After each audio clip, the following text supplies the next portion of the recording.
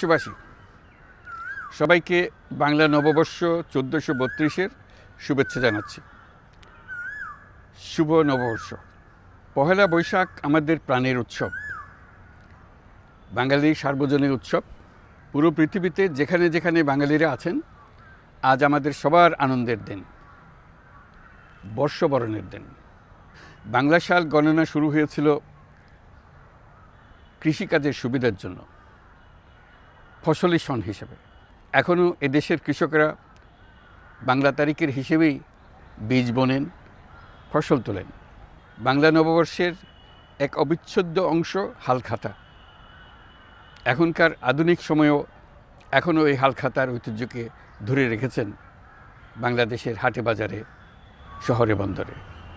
নববর্ষের বৈশাখী মেলায় বাংলাদেশের জেলায় জেলায় উদ্যোক্তারা সারা দেশে ঐতিহ্যবাহী শীতল পাটি, মাটির হাঁড়ি পাতিল, খেলনা, হাত পাখা ইত্যাদি তৈরি করে নিজেদের সৃজনশীলতাকে তুলে ধরেন এই দিনকে উপলক্ষ করে।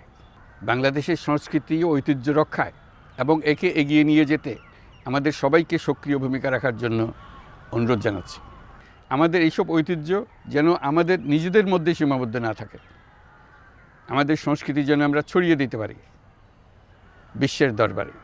বছরের এই দিনটিতেই আমরা সুযোগ পাই আমাদের সুদীর্ঘ ঐতিহ্যকে নতুনভাবে নতুন প্রজন্মের কাছে উৎসবমুখর পরিবেশে তুলে ধরতে এবং পৃথিবীর সামনেই তুলে ধরতে। পাহাড় ও সমতলের বিভিন্ন জাতিগোষ্ঠীও চৈত্র সংক্রান্তি ও নববর্ষে এবার বড় পরিসরে উৎসব উদযাপন করছে।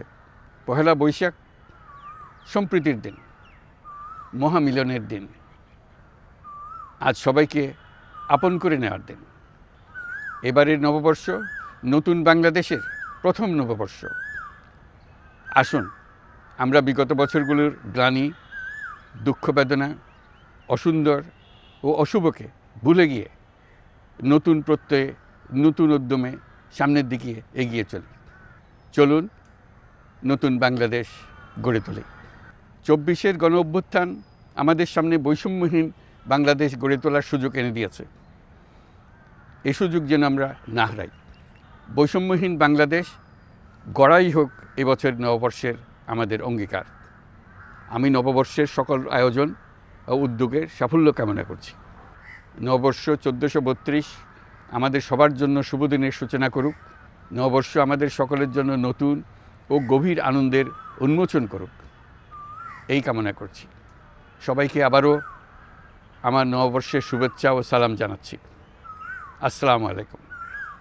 মহান আল্লাহ আমাদের সহায় হন। আল্লাহ হাফিজ।